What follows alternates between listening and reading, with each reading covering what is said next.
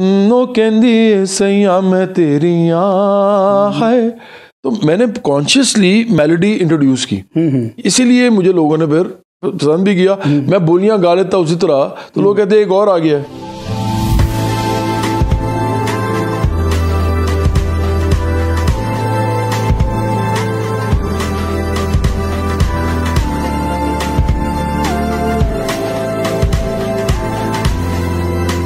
मेरी गल्लां याद करेंगी फिर भी मैं तेन याद आवांगा कि नए एपिसोड के साथ मैं हूं आपका साथी साजिद अली खान। आज हम एक ऐसे आर्टिस्ट के साथ, एक ऐसी शख्सियत के साथ मौजूद हैं जो किसी तारीफ के मुताबिक नहीं। ज़िंदगी का अगर शुरू का हिस्सा इनका देखा जाए तो उन्होंने एक हमारे यहाँ एक नया ग्रुप बैंड बना था जुपिटर, उसके साथ चले। उनके दोस्त साथी भी हैं अली अजमत, उसके साथ भी उन्होंने काम किया। मगर बाद में इन्होंने सिंगिंग के साथ साथ बहुत कुछ और भी किया। इनका ह्यूमन राइट्स के हवाले से बहुत कंट्रीब्यूशन है, इनका एजुकेशन के हवाले से बड़ा कंट्रीब्यूशन है, और आजकल एक तो सियासी पार्टी भी इन्होंने बनाई हुई है। नाज़रीन, हमारे साथ आज मौजूद हैं जवाद अहमद साहब। तालीम आपका होना भी छोड़ना है आपकी फैमिली का। आप खुद एक माशाल्लाह मैकेनिकल इंजीनियरिंग आपने की, म्यूज़िक की तरफ क्यों रुझान बना आपका? म्यूज़िक हमारी जो है ना फैमिली के अंदर, जैसे पाकिस्तानी सारी फैमिलीज के अंदर है कि लोग जो हैं वो अपने शादी ब्याह पे जो उनके इवेंट्स होते हैं घरों में आपस में एंजॉय करते हैं। तो आपने देखा होगा पूरे पाकिस्तान में, ये सिर्फ पंजाब में नहीं है। पंजाब में सिर्फ ये नहीं कि आप ढोलक बजाते हैं और लोग साथ गाते हैं, औरतें भी और बच्चे भी और सारे, बल्कि पूरे पाकिस्तान में अगर आपको बलोचिस्तान, पख्तूनख्वा, सिंध कहीं पे भी चले जाएं तो आपको जो घरेलू तकरीबात हैं उनमें लोग गाते बजाते नज़र आएंगे। ये हमारा एक कल्चर है, इस मुल्क के अंदर ये ऐसा हुआ है हमेशा से। क्या आप पहले फोक की तरफ आए थे आप? देखो हमारे ट्रेडिशन है ना कि फोक का ज़्यादा। फोक तो देखें, जब वही मैं कह रहा था, जब शादी ब्याह के आप उसमें बैठते हैं जी, बच्चे भी बैठते हैं, तो वो फोक ही गा रहे होते हैं सारे वहाँ पे। लेकिन मुझे वहाँ से चूँकि शौक़ हुआ, मेरे वालिदैन प्रोग्रेसिव थे, प्रोफेसर थे, तो जब मैंने मौसीकी को सीखने की कोशिश की तो उन्होंने मुझे रोका नहीं। तो फिर हमने मौसीकी की थोड़ी बहुत, मैंने बांसुरी बजानी शुरू की सबसे पहले। अब तो गिटार भी बड़ा अच्छा बजाते हैं। नहीं, गिटार मैं रवाना सा मतलब कॉर्ड वगैरह देख लेता हूँ, कीबोर्ड में ठीक थोड़ा सा बजा लेता हूँ। मतलब मैं ज़्यादा अपने गाने जो हैं वो, अगर मैं देखना चाहूँ कि मेरा स्केल क्या होना चाहिए इस गाने का, तो मैं कीबोर्ड के ऊपर चेक करता हूँ सारा। माउथ ऑर्गन में बजा लेता हूँ। सर, उस दौर में तो क्लासिकल सिंगरों का राज था, हर तरफ सूफी कव्वाली का एक बहुत बड़ा नाम पर लोग पैदा हुए जी। उसमें आपकी एक एंट्री होती है, वो क्या इतना बड़ा स्पेस था कि वो लोगों को पॉप जल्दी समझ आ गया? स्पेस था नहीं, बनाया गया था। क्लासिकल उस्ताद जो थे वो 1 घंटा उनको मिलता था सिर्फ राग रंग के नाम पे। 10 से 11 या 11 से 12 उनका प्रोग्राम होता था। ऐसे ही है, ठीक कह रहे हैं। उसके अलावा अगर आप वैसे भी देखें तो गज़ल की हद तक बस थोड़ा था, पॉपुलर म्यूज़िक था। मेहदी हसन साहब आते थे, गज़ल गाते थे। अमान अली ख़ान साहब को भी गज़ल गानी पड़ती थी और वो गज़ल गाते थे। तो क्लासिकल म्यूज़िक को तो कभी भी मेन स्ट्रीम में लाया ही नहीं गया उस ज़माने में भी, जो कि मेरे ख्याल में गलत बात थी। लेकिन उसके बाद आपको पता है कि पॉपुलर म्यूज़िक जो आम तौर पे होता है वही होता है जो आम फहम होता है। तो इसलिए नाहिद अख्तर जो थी और रजब अली थे, मतलब बहुत से लोग थे जो गाना गा रहे थे, गुलाम अली जी, बहुत सारे लोग। तो ये फिल्म के अंदर भी अगर आप देखें तो अहमद रुश्दी थे, नूर जहां, उधर भी बहुत बड़ा नाम था। हाँ जी। तो मैं समझता हूँ कि पॉप म्यूज़िक का स्पेस इसलिए बनाया गया क्योंकि पाकिस्तान के अंदर एक यूथ ऐसी डेवलप हो रही थी जो कि वेस्टर्न स्कूल्स में पढ़ रही थी उस ज़माने में, वेस्टर्न टाइप स्कूल्स में पढ़ रही थी। अंग्रेज़ी वो बोलते थे, और ख़ास उनकी बहुत बड़ी खेप जो थी वो आहिस्ता आहिस्ता मुख्तलिफ मुल्क के प्राइवेट और सरकारी इदारों में भी दाखिल होना शुरू हो चुकी हुई थी, जॉब्स कर रहे थे लोग। तो एक उसको जब लोगों ने देखा तो फिर पाकिस्तान टेलीविज़न ने, अगर आपको याद हो तो, एक प्रोग्राम किया म्यूज़िक 89, जिसके अंदर नाजिया ज़ुहैब आए और उन्होंने फिर कुछ लोगों को भी, बैंड्स को भी बुलाया। उसमें जुपिटर्स गया पहली दफ़ा। उस वक्त मैं नहीं था जुपिटर्स में। इन्होंने जाके यारवीं दोस्ती गाया और दिल दिल पाकिस्तान गाया उन्होंने, जुनैद जमशेद ने, वाइटल साइंस ने। वहाँ से मैं समझता हूँ ये स्पेस क्रिएट की गई ये पहली दफ़ा स्टेट ने खुद क्रिएट की, और ये अच्छी बात है। रियासत ही क्रिएट करती है चीज़ें। ये झूठ है कि रियासत की मर्जी के बगैर कुछ हो सकता है या उसकी एमा के बगैर कुछ हो सकता है। तो वो सपोर्ट करती है तो कुछ होता है। आज भी कल्चर मिनिस्ट्री नहीं अगर हो तो रियासत उसको लेके चले तो इस मुल्क में फिल्म मेकिंग जो है उसको सपोर्ट मिले, लेकिन नहीं रियासत करी। तो उस ज़माने में किया रियासत ने।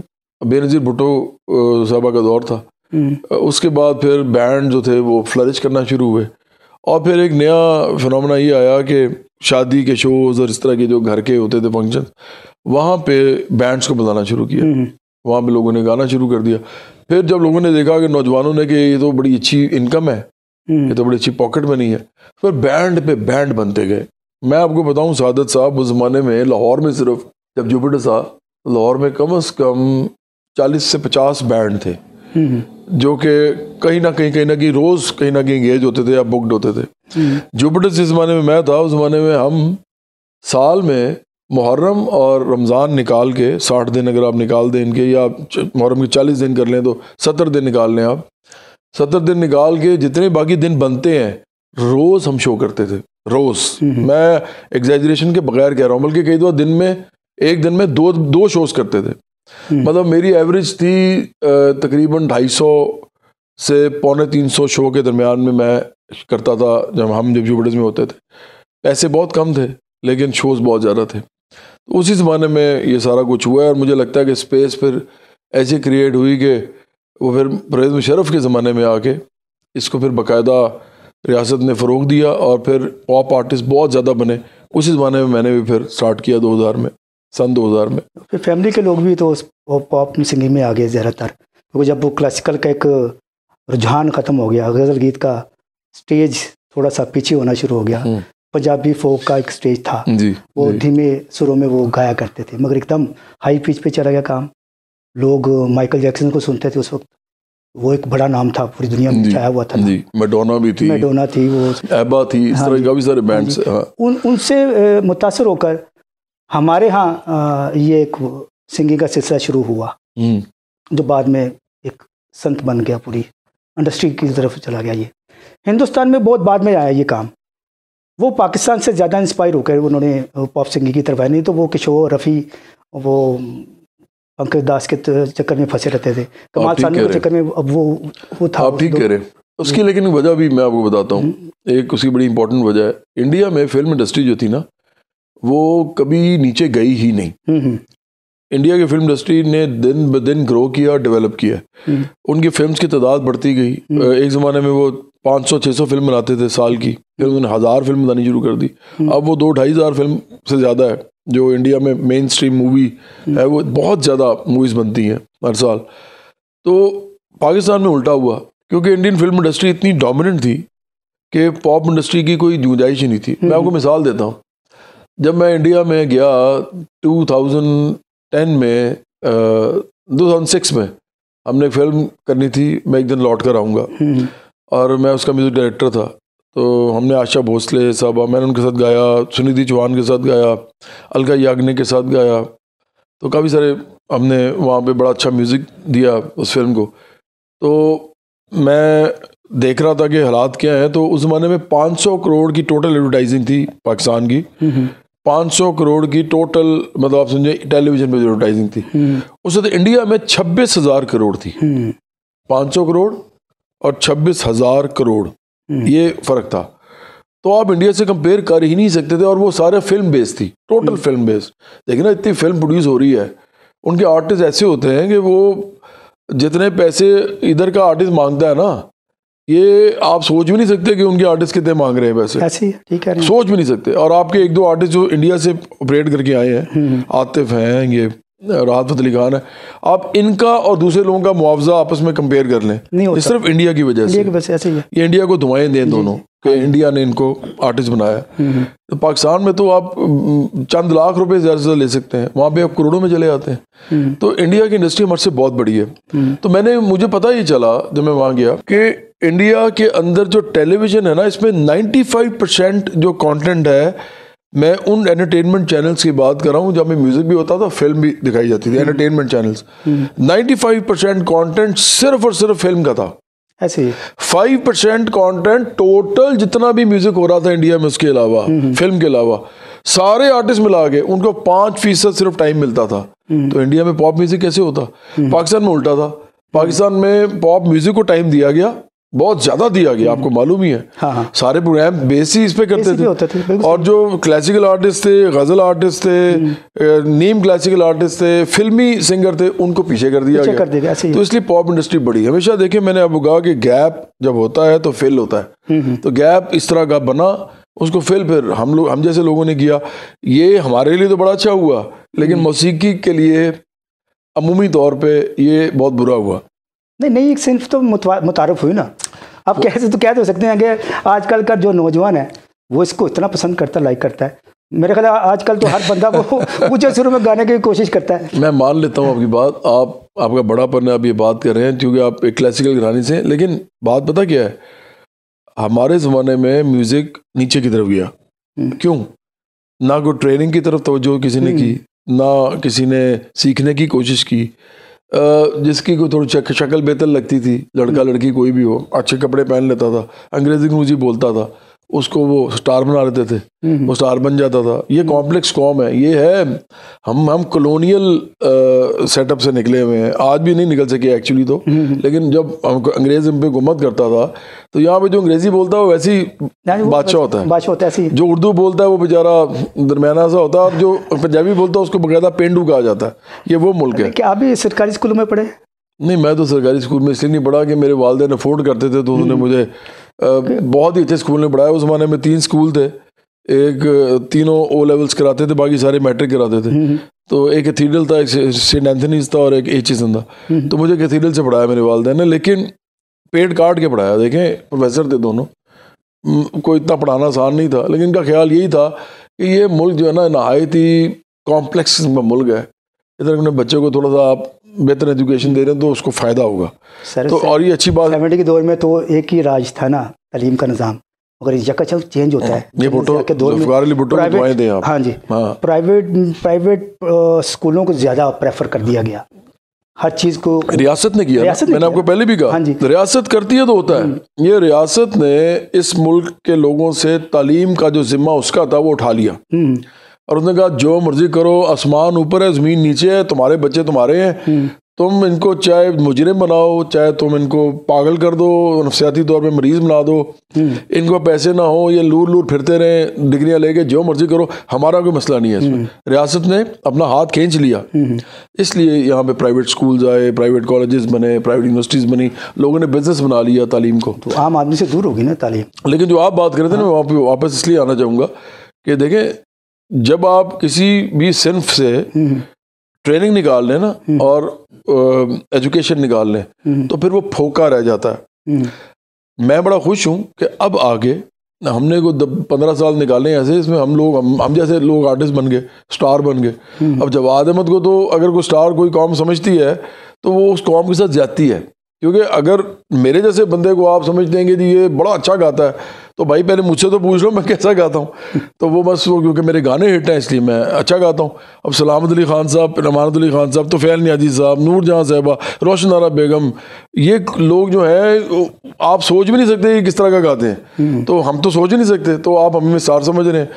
लेकिन अब जाके मैंने ये देखा है कि जब से ये शफकत अमानत अली, राहत अली खान, फिर शफकत सलामत अली, जावेद बशीर, रफ़ाकत अली खान मेरे बहुत बड़े अच्छे दोस्त हैं बल्कि मेरे, और इस तरह के बहुत से और लोग। उसके बाद फिर और लोग भी, नबील शौकत, फिर अली सेठी ने सीखा है बकायदा, इसलिए मैं उसकी बात कर रहा हूँ। अली सेठी, फिर अमानत अली, इस तरह की खेप आई है जो मुझे लगता है कि अब माशाल्लाह म्यूज़िक में अब थोड़ी सी दोबारा ट्रेनिंग के ऊपर स्ट्रेस किया जा रहा है, और जो लोग अब गा रहे हैं उनमें ये एक कंपटीशन अब है कि यार ये तो सीखा हुआ है तो ये ज़्यादा अच्छा गा रहा है। अब दोनों को एक जैसे एक्सपोजर भी मिल रहा है। तेजी से धीमे सुरों पे आ गए हैं, वो गज़ल का ये अच्छा है ना, थोड़ा सा रंग दोबारा तेज़ी भी होनी चाहिए, लेकिन तेज़ी का मकाम तेज़ी वाला होना चाहिए।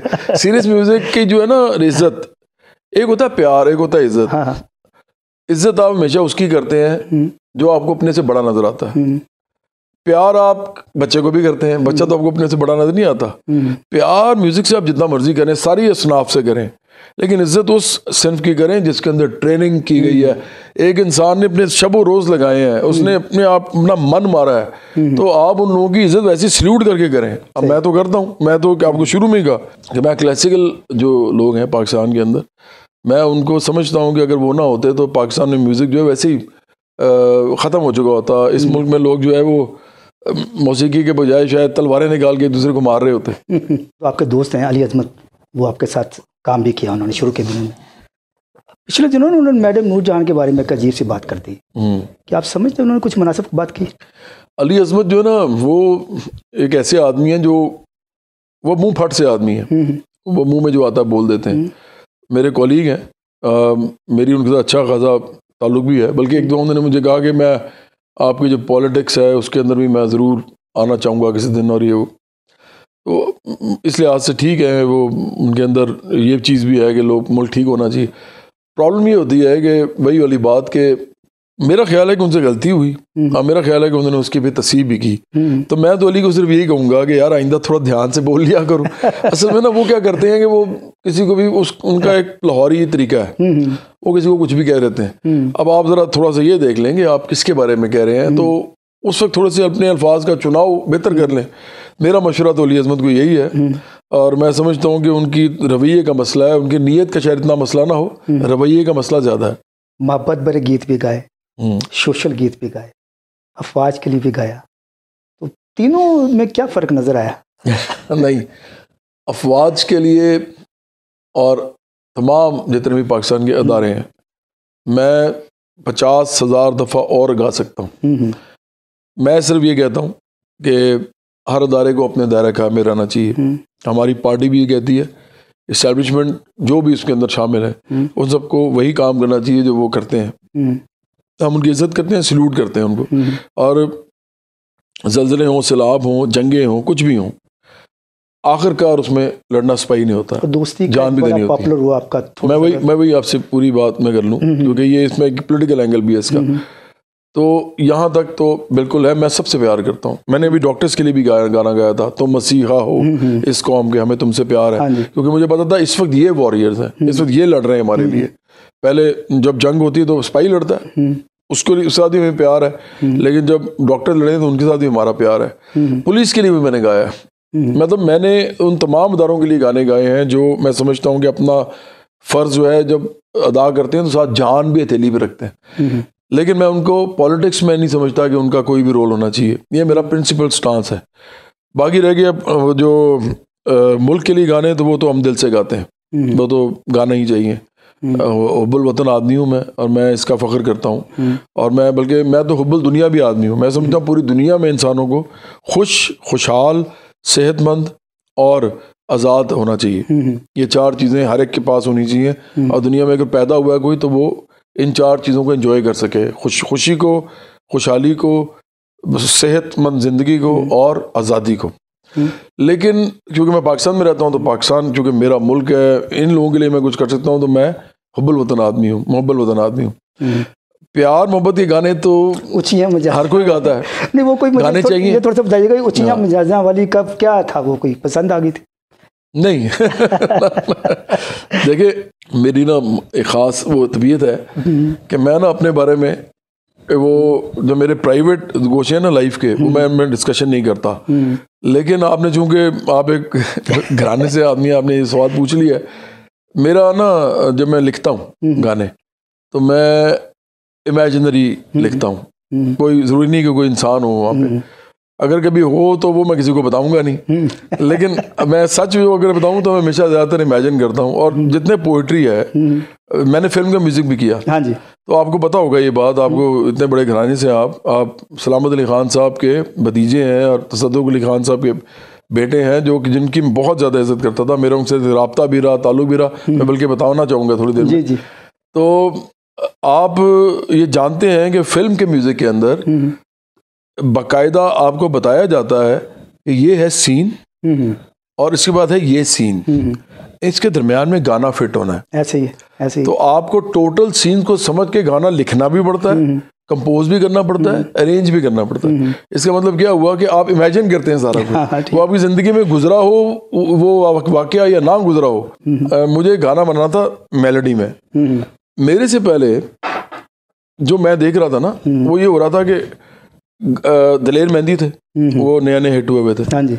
उनके गाने इस तरह थे, बोलो तारा रा रा, बोलो तारा राजा कलूली कलोल कर दी, बोलो तारा आहा चिकनक चिकनक चिकनक, आहा चिकनक राजा मियाँ कर दो यारी, इस तरह के गाने थे उनके। और भी थे, आपने नोट किया होगा, ये टप्पों की तरह टक टक टक टक टक टक,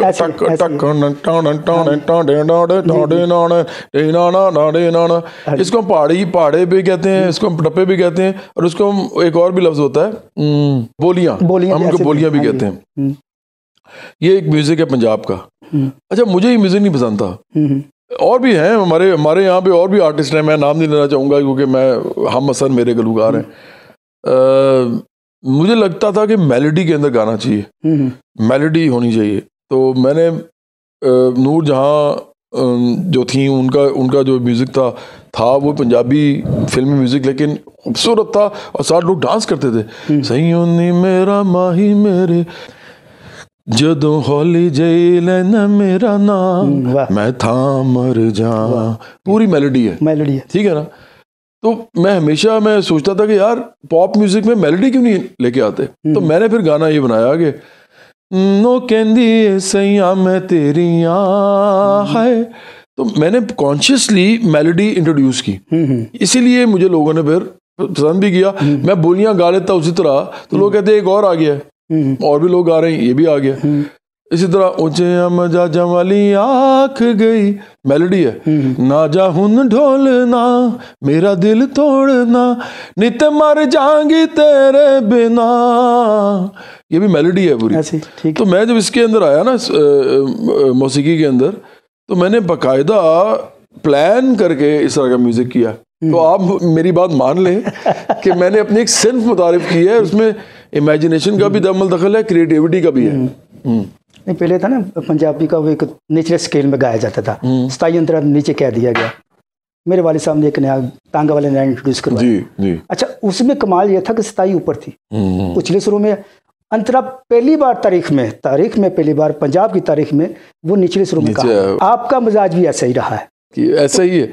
आप ये देखें ना कि मैं जो सुनने वाले हैं उनको मैं आपकी बात समझाने लगा अपने गाने के थ्रू, कि मेरा कोई भी गाना आप उठा लें, ज़्यादातर पंजाबी गाने, तो उनमें जैसे नुचे आँख गई ऊपर है, लेकिन जब अंतर आता है वो डर दे भी नहीं, लोग कह जाती है जो भी कहना चाहती है वो नीचे आ जाए। ऐसे ही है, ठीक कह रहे हैं, क्योंकि नया अंदाज था, ये बिल्कुल टोटली डिफरेंट था। कि हमारे पंजाब का जो है ना, या तो फिर वो तफैल नियाजी साहब थे, या वो आशिक जट साहब थे, वो मिर्जा तो आपको पता ही है, या आरिफ लवार थे, या आलम लवार साहब गाया करते थे। वो तो डीप पे है ना, वो नीचे आते ही नहीं है ना, वो सोचते भी। आपके वालिद साहब ने मुझे ये गाना बनफ्से नफीस सुनाया हुआ है, एक दफ़ा नहीं, मैं उनसे जब भी मैं मिलता था ना, मैं कहता था जनाब वो मुझे सुना दें। और वो इतना अच्छा गाते थे। वो जिन्होंने ये ओरिजिनली गाया हुआ था ना, उन्होंने भी बहुत अच्छा गाया, लेकिन मुझे कभी कभी लगता था कि ये उनसे भी अच्छा ये गाना गा रहे हैं। वो खुद क्रिएशन थी ना उनकी, जो बंदा क्रिएट करता है, जैसे आप अपने गाने गाते हैं खूबसूरत, तो आपने खुद क्रिएट किया। लेकिन आवाज़ में जगह भी थी ना। तो सद्दुक अली खान जो जिनके बेटे थे या जिनके वो भाई थे, वो उनकी आवाज़ में, उनकी गले में जगह थी। हाँ जी, वो सारी जो तांगा वाले नैन में जो जगह हैं, वो मैं कह रहा हूँ इतनी खूबसूरती से लेते थे कि मुझे लगता था कि शायद ये ओरिजिनल से बेहतर गा रहे हैं। तो मुझे बड़ा मज़ा आता था।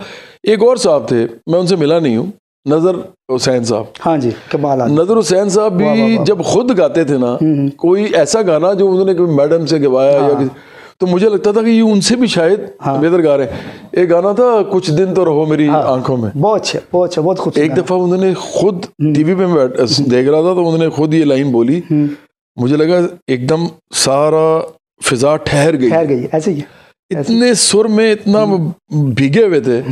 तो मैंने उस दिन अपने भाई को कहा, मेरा भाई साथ बैठा था, वो भी बड़ा अच्छा गाता था, उस जमाने में बैंड करता था जब मैं भी करता था, वो भी पढ़ रहा था, आर्किटेक्चर किया था उसने मेरी यूनिवर्सिटी से। तो मैंने उससे कहा, यार ये जो ये इन्होंने किया है यार, ये तो कोई बहुत ही बड़े सिंगर है अंदर से। तो उसने कहा यार ये तो वाकई नहीं समझ आई, ये क्या किया इन्होंने। तो बाद में पता चला कि वो वाकई सिंगर बहुत बड़े थे, वो खुद अलबत्ता गाते कम थे। यानी कंपटीशन में बहुत, रेडियो पाकिस्तान में एज ए कंपोजर काम किया उन्होंने। हाँ जी, मुझे मालूम है। बड़ा उनका कंट्रीब्यूशन है। मैडम को खासतौर पे बड़ा अगवाया उन्होंने, फरीदा खानम को बड़े बड़े आर्टिस्टों को उन्होंने अगवाया, बहुत मुश्किल काम करते थे। तो ये सच है, नाज़रीन, आज हमने जवाद अहमद साहब से तालीम, समाज, म्यूज़िक के हवाले से बातें की। आपको हमारा ये चिट चैट कैसी लगी तो हमें ज़रूर बताइएगा। मेरी गल्लां याद करेंगी, फिर भी मैं तेनू याद आवांगा। नए एपिसोड के साथ फिर हाज़िर होऊंगा। आपका दोस्त, आपका होस्ट साजिद अली खान अपनी पूरी टीम के साथ इजाज़त चाहता है।